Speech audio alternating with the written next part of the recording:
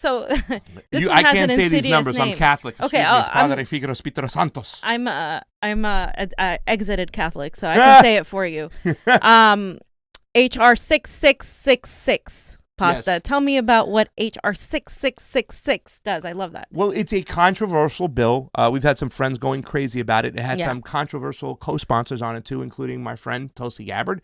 But this bill, and I think it's best to explain it to you. It's when I talk about the civil liberties all the time, and I know a lot of people are like, oh, God, you and your civil liberties. But these are the times when they're really under attack. More than likely, people the government will put actions into play. They'll pass bills for a crisis, and then they won't undo them when the crisis is over. Right. 666 is one of those situations. Now, I think it's best explained, and it is one of those situations. If you believe the coronavirus is deadly, if you believe that it could spread like wildfire and you want to really contain it, you might be for this bill. Rashida Tlaib is on this bill as a co-sponsor. Tulsi Gabbard's on this bill for a co-sponsor. However, having the ability to separate your family when something like this is kind of, that's the thing. They're using it as a wedge to say, hey, the government can come in, take Johnny out of the household because we believe he has coronavirus and take him away and you guys can't see him and that's it. So we have to be careful and we have to tiptoe. I mean, Tim Ryan's on this bill. Rashida Tlaib is on this bill. Tulsi Gabbard. Debbie Wasserman Schultz is on this bill. That's the thing that really, I would like the Congresswoman to say, hey, you know what? I'm signing a bill where Debbie Wasserman Schultz is a co-sponsor. Maybe I shouldn't be on that fucking bill. Your friend Harley Rauda again as well. We can give her the opportunity to explain why. Yeah, exactly. Well, Tulsi is one of those people. Remember when it was the coronavirus stuff she was saying in her town halls? Even I was like, come on, man. I don't want to hear. But she is very concerned about pandemics and that we should be prepared. Yeah. And this could be like, what's the word I'm looking for? When something's gone wrong and you're kind of just trying to mop it up. What do they call it in the business world? Something control. Damage control. Damage control of sorts. Yeah.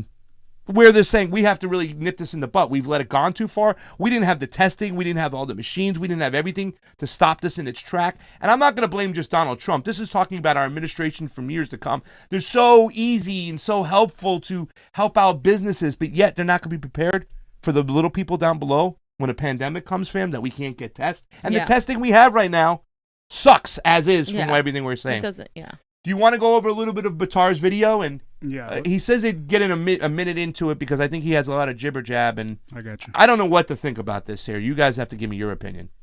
Perfect. So everybody can hear me. Thank you guys for tuning in.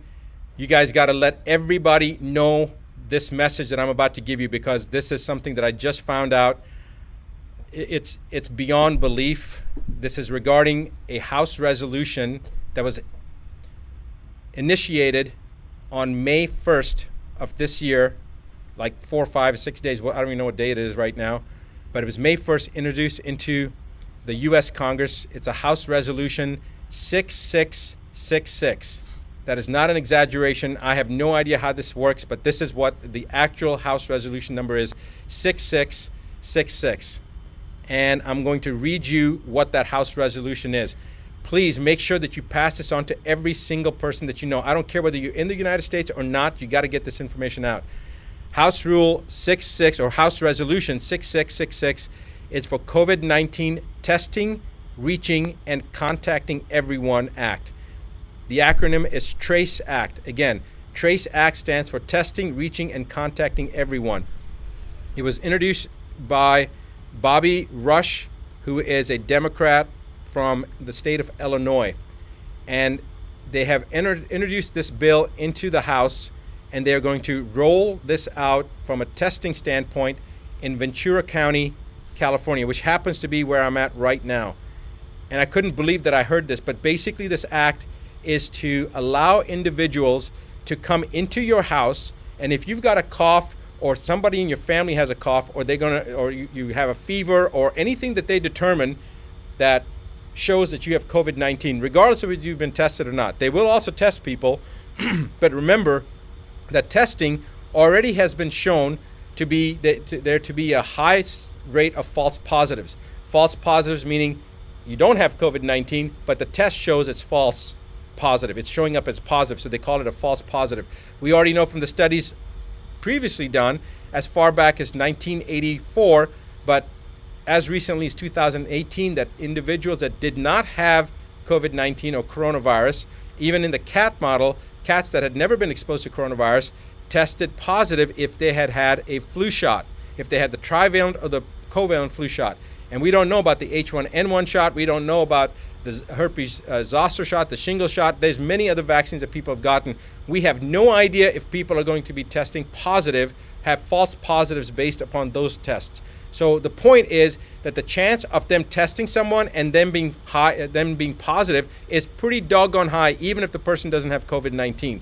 But they're going to use that to pull you or your loved ones, especially your children, away under pretense of public safety. They're going to say that your child has to be removed from you because you have COVID-19, and so to protect your child, we're going to take that child, or we're going to take your grandmother or your father or you and put you into quarantine.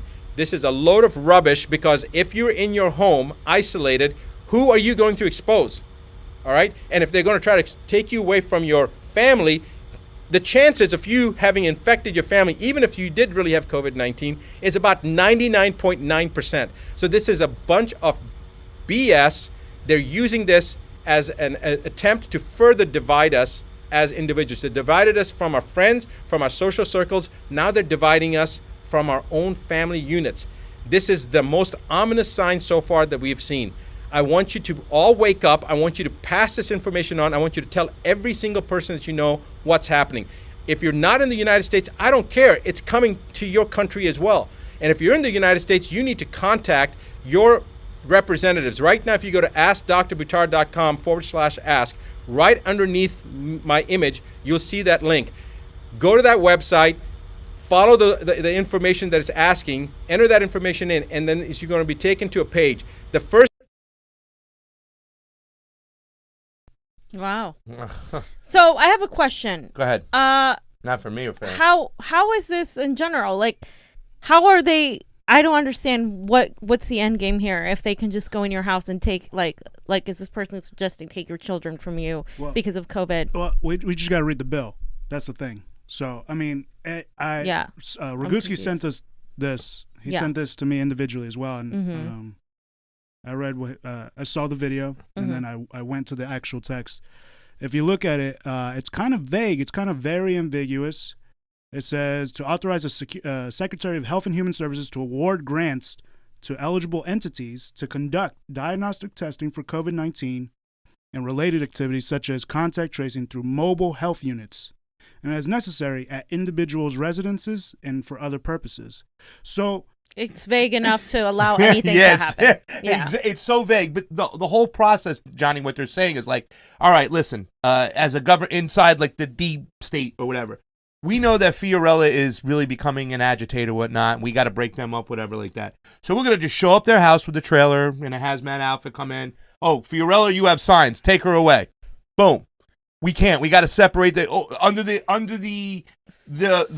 disguise of we're protecting public safety. Right. We're controlling the pandemic. They've tried to find a way to wedge themselves where they can go, and it says into a personal residence. You know what I'm saying? So that's I think the fear of a lot of people going, whoa, whoa, whoa. You know, even when I talked to somebody about it today who was running for office, she even said, I don't know about that one. It's a really, really weird one. And, you know, she understands the civil liberties part, but she also understands the pandemic part, like a global pandemic. Well, what do we do is the case.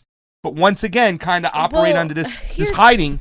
But here's the thing. If they were really interested in actually protecting the safety of all Americans, they would make tests readily available to every single American, not only a test showing that you have COVID, but the antibodies test that would be able to let you know that you've had it, but you're not, you're asymptomatic. So maybe put those people back to work or find ways of getting the economy restarted back up.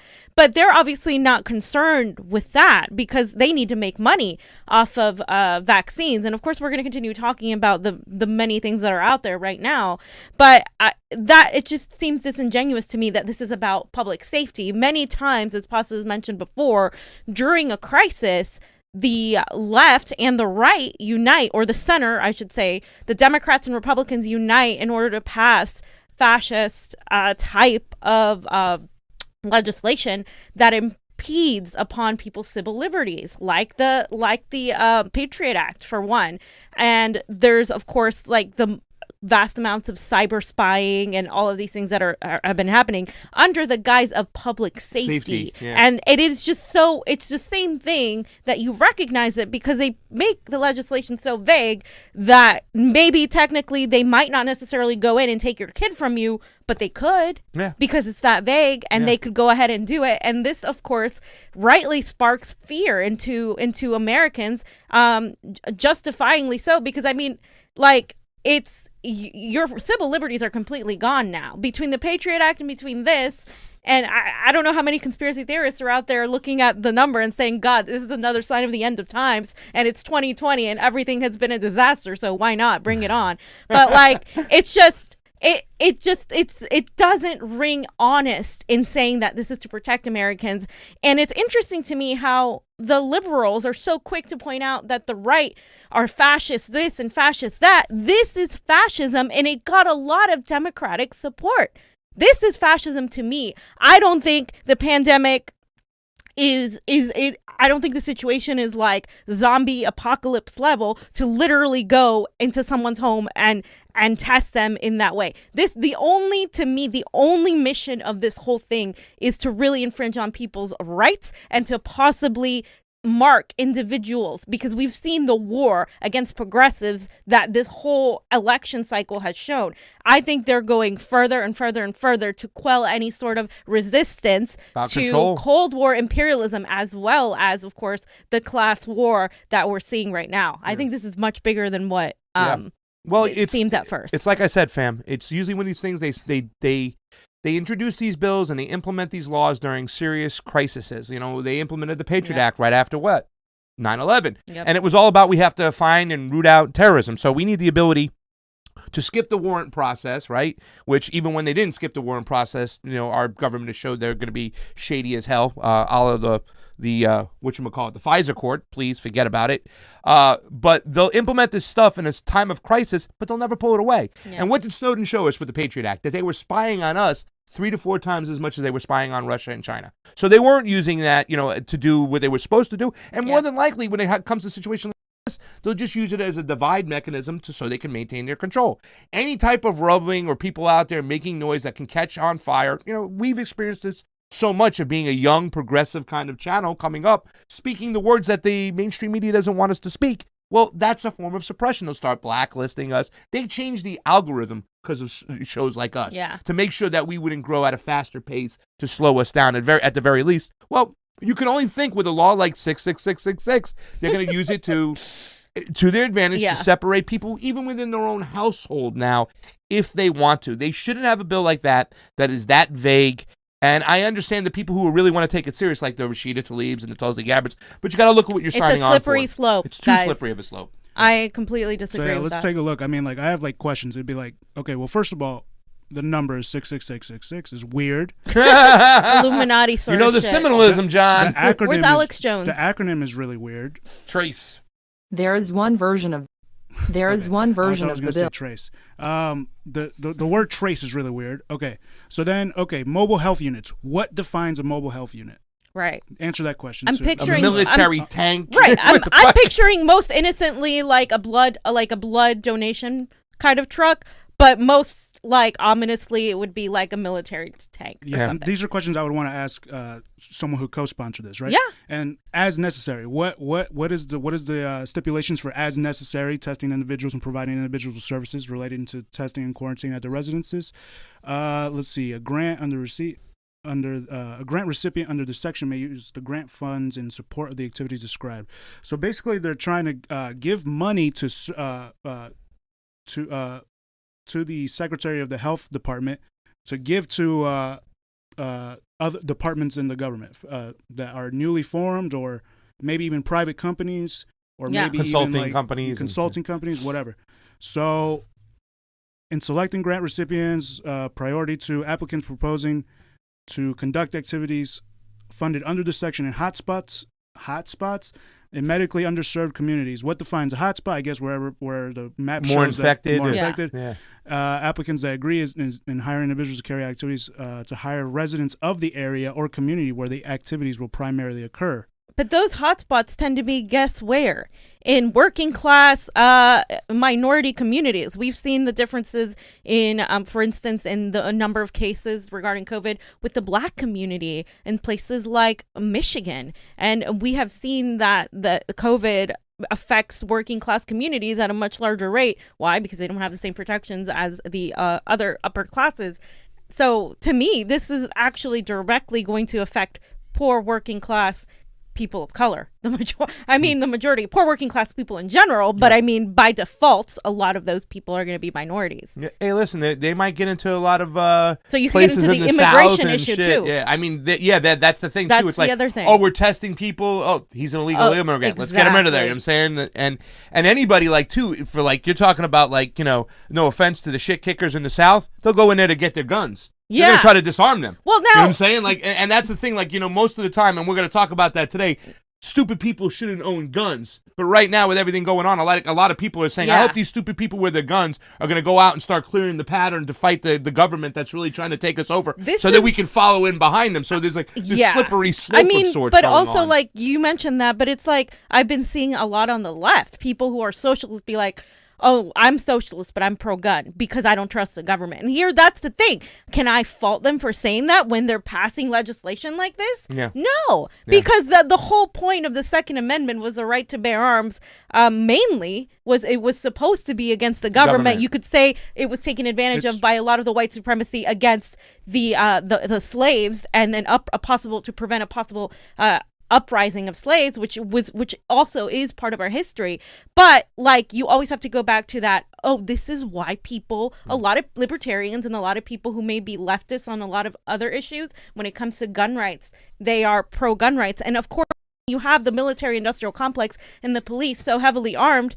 I'm not for disarming the working class people unless you're going to disarm the police and the military in the same way. That's what we have to talk about more versus like, oh, yes, I'm for guns or I'm not. You have to talk about what instances should people have guns. Like, if you're going to keep the police so heavily armed and they're going to be shooting people all the time, then you need to, give the working class their guns, because I don't trust those people to be having all the power when they already have so much power over us anyway. Yeah, remember most of your police departments across this country got all the leftover stuff in Iraq that they pulled out of Iraq and brought over. They gave them to the police department. You know, you're talking military equipment over here for the police departments to use. And even me, I'm one of those people, fam. And that's something on the left that I think some people have to loosen up to. I understand they see a mass shooting, they immediately want to get rid of all the guns and stuff like that. But even myself, I'm worried. I said I want to possibly buy a piece. Remember, I was talking to Wesley about it, who shoots guns, and he goes, "Why? You want to get a piece because of your neighborhood?" I'm like, "No, I'm scared about the CIA coming in to try to get my ass, so I want a piece." But I mean, honest to God, that's how I feel. And I've shot in a gun maybe twice in my life, at a range and in the military. I'm not a gun guy. I don't want to own a gun. But now, even nowadays, I am so scared of what the government is doing on a regular basis. It's like, man, I need something to feel a little bit more secure. I understand. Yeah, I understand why all these people who have and that's the thing that we should talk about, fam. There are a lot of people who shouldn't own guns. We understand that. But the majority of American citizens who own guns are responsible gun-owning people that just want it for their own protection. Not so much protection from just people, from the government, but people around them, you know what I'm saying? Because when resources get scarce, people start stealing stuff. That's a whole other thing. So by passing legislation like this, you are promoting and just empowering a sentiment of fear. Because people are going to say, oh, well, I can't trust the government. We're in the middle of a pandemic. I need to get guns. This is why we have seen a spike in the sale of guns. We have seen long lines in places that sell guns, in gun shops, because people are scared, and fear. What fear does is give you this need to protect yourself. And unfortunately, that's also going to cause more rifts between racial relations. And it has the poor fighting against each other. That could be a result of this, is the poor fighting against each other, not realizing that still our enemy are these fascists that are passing this type of legislation. And they are fascist. And Johnny. so, we're going to get to that later as well. So we're just going to continue reading. Applicants that agree in hiring under this section to hire residents of the area community, it said that, and selecting the grant recipients under this section, the secretary shall ensure that grants are distributed across urban and rural areas, which is interesting. Nothing in this section shall be construed to supersede any federal privacy or confidentiality requirement, including the I'm not sure what this part means. Definitions in this section. The term eligible entity means a federally qualified health center. We have to look into what that means. A school-based health clinic, this is proportionate share hospital, an academic medical center, a nonprofit organization, an institution of higher education, a high school, any other type of entity, and then so they have all those, and then they have any other type of entity that is determined by the secretary to be an eligible entity for purposes of the section. So that's where private companies go in, consultants and everything. Sorry for yelling loud. Yep. The term emergency period has the meaning given to the term term hotspot. Oh, okay, it means a geographic area. Yep. Term medically underserved community has been meaning to give term. Look at that number 2, John, though. Read that. How long, once again, the Patriot Act was installed because of an emergency. We had 9/11. We had to root out evil terrorists. We had to go online. We had to break down the barrier of the whole process of getting a warrant, of tracing and everything, because we had to protect ourselves. Well, guess what? The Patriot Act has been renewed. It's still on to this day. So how long will the emergency period be for them to come on in? You know, COVID could be long gone. They walk in the house. Oh, you got COVID. We're bringing her. We got to get it. We got to get Fiorella Isabella on ice somehow. So let's use the cover of the, you know what I'm saying? But that's just one incident, and that's what they can do. They can actually, and but Dr. Batar was right. This is something that's very seriously concerning, especially for those civil liberties people out there, which nowadays I think this is the time when we tell those neo-progressives, fam, they got to listen to us when it comes to the civil liberties. It's just as important as everything they want to take place, because these are the ways they destroy the bills we want. This is the way they implement their authoritarian fascist government. They control our speech. They split us up. They do what they need to do. And if they have the keys to the kingdom to play whatever they want to play with, we'll never achieve progressive gains that we need, you know? So, John, anything else before we get to the next one? The last thing is that,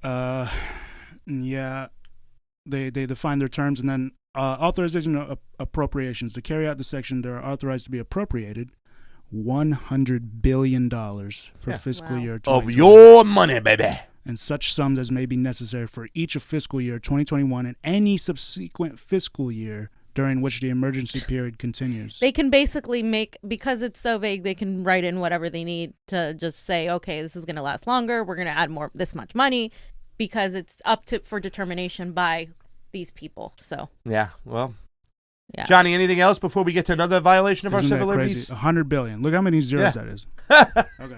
No, go ahead. 100 billion. What was it? I got to do it like this. Ooh, $100 billion. That was Dr. Evil when they laughed back in the days.